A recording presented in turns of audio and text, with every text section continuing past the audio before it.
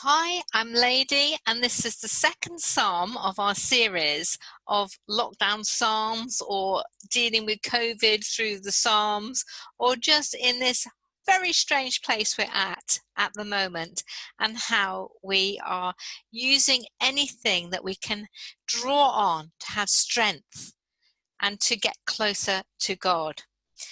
Interestingly, thank you to Alison Snooks, who's given me some feedback and has reminded me quite rightly that actually psalms should be sung or spoken aloud.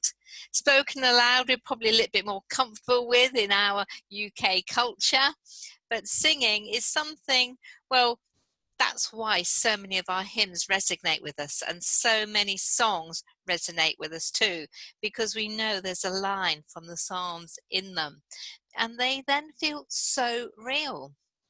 So I've actually struggled a little bit with Psalm 2, but I do like the different versions, and the Living Translation is kind of the more up to date in our language. So those who like the James and the authentic, I'm going to say authentic, it's the authority of King James and the authorized version, obviously you have your choice. But here is Psalm 2.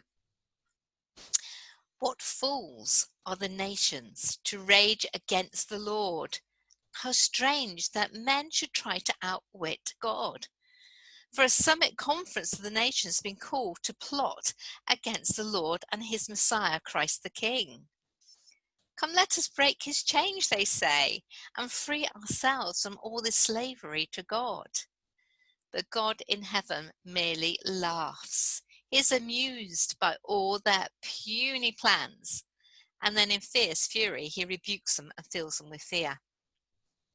But the Lord declares, "This is the king of my choice, and I have enthroned him in Jerusalem, my holy city." His chosen ones replies, "I will reveal the everlasting purposes of God. For the Lord has said to me, you are my son. This is your coronation day. Today I am giving you glory. Only ask, and I will give you all the nations of the world. Rule them with an iron rod. Smash them like clay pots. O kings and rulers of the earth, listen while there is time. Serve the Lord with reverent fear. Rejoice with trembling. Fall down before his son and kiss his feet, before his anger is roused and you perish. I'm warning you, his wrath will soon begin. But oh, the joys of those who put their trust in him. Yep, it's like Martin Luther said, in the Psalms we look into the heart of every saint. That's looking into the heart of you and me, because we are known as the saints of the body.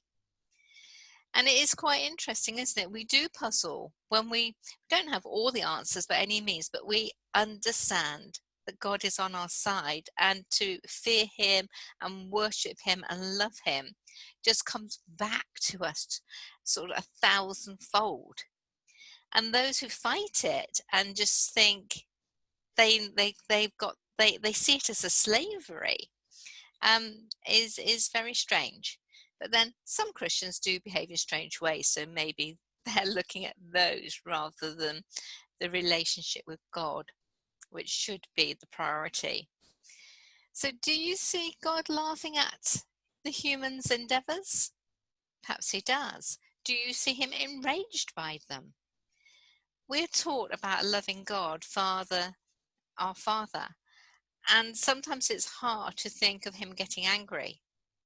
Obviously, this is from Old Testament, but I don't think he has changed since then. And there's got to be many situations which angers God, and particularly those who are really against him and against the people of him. What was it about this psalm that really, is it one or two verses that stands out for you? What is it that you can really pull on and draw on during these very challenging times? For me, it's got to be that very, very last line. And I'm just going to pick up the authorized version, she says, if I can find it easily. It is here. Here we go. just taken from this very lovely old book that I've got, because the joys of those who put the trust in him. Here it is, blessed are they who put their trust in him.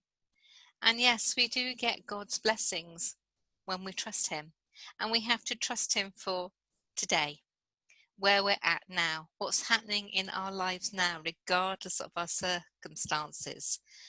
It's trusting in him. Speak to you soon. We'll be on to Psalm 3 then.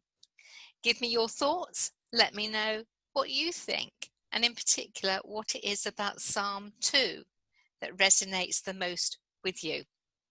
Ladey Adey, keep the faith and keep trusting him.